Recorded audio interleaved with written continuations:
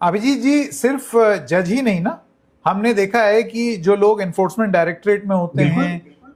उनको भी अभी आप सीट बंगाल मिल का जाती है। बंगाल का एग्जांपल ले लीजिए। बंगाल में 90 लाख वोट डिलीट हुए। मैं देख रहा था कि ये 90 लाख वोटर 11% बनते हैं रजिस्टर्ड वोटर से, जो पिछली बार इलेक्शन में थे।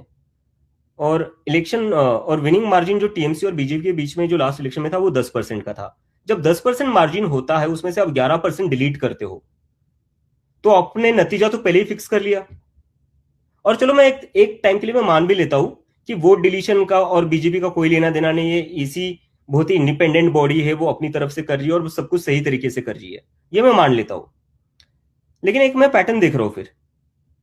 बंगाल में वोट डिलीट होते हैं, ममता बनर्जी हार जाती है।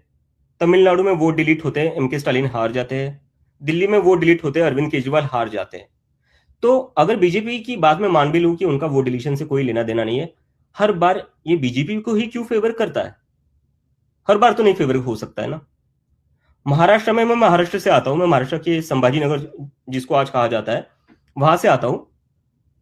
महाराष्ट्र में बीजेपी की जब पीक मोदी वेव थी 2014 एंड 2019, उसमें भी संकेत वो 100 सीटें क्रॉस नहीं कर पाए थे। वो भी शिवसेना जैसे स्ट्रांग पार्टी अलायंस में होने के बाद भी। और होता क्या है, 2024 के चुनाव में महाराष्ट्र में बहुत ही नाराजगी थी। ये मैंने खुद देखा। मैं खुद तब अपने घर पर था, मैंने देखी लोगों की बहुत नाराजगी थी। 2024 के चुनाव में बीजेपी को महज 9 सीटें मिलती है लोकसभा में। 5 महीने बाद विधानसभा चुनाव होते हैं, 6 महीने बाद। उसमें बीजेपी 132 सीटें लेकर आती है, जो मोदी के पीक वेव पर भी वो लेकर नहीं आए थे।